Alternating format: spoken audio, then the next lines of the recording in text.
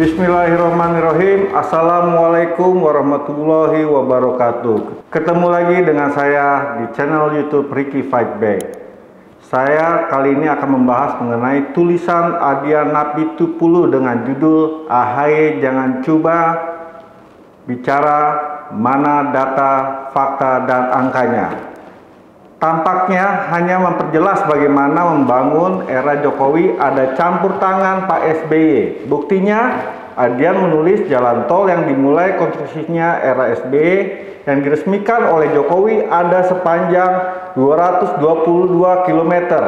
Berikutnya ada 7 bandara yang mulai pembangunannya di tangan SBY.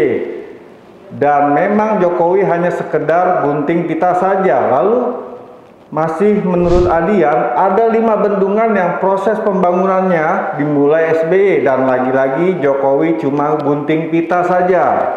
Dari penjelasan Adian, sebenarnya kita bisa menyimpulkan kalau banyak proyek infrastruktur warisan SBY kepada Pak Jokowi. Namun sayangnya dari sederetan proyek tersebut tidak berdampak signifikan terhadap kehidupan masyarakat. Buktinya di tempat jalan tol Jokowi melakukan gunting pita, di lokasi bandara yang diresmikan, dan bendungan yang tinggal finishingnya masyarakat sekitar belum sejahtera. Ini menunjukkan bahwa Pak Jokowi kurang memperhatikan pembangunan sumber daya manusianya.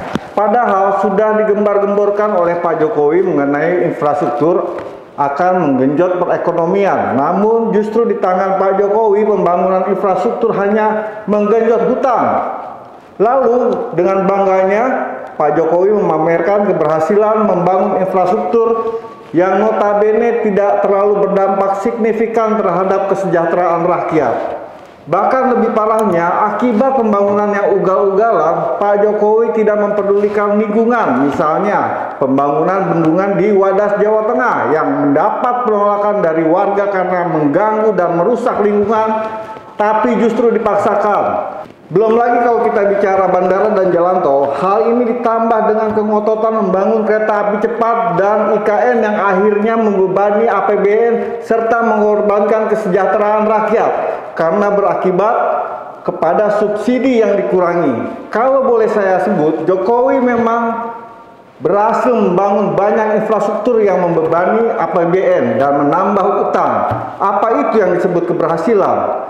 Bukannya Pak Jokowi waktu kampanye pernah bilang ada 11.000 triliun di kantongnya.